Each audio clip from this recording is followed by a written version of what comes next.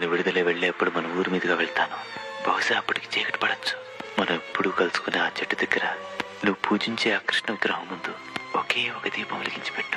నువ్వు నా కోసం కాచుకున్నావని అది చూసి నేను గ్రహిస్తాను. వెంటనే నీ దగ్గరకు పరిగెత్తుకుని వస్తాను.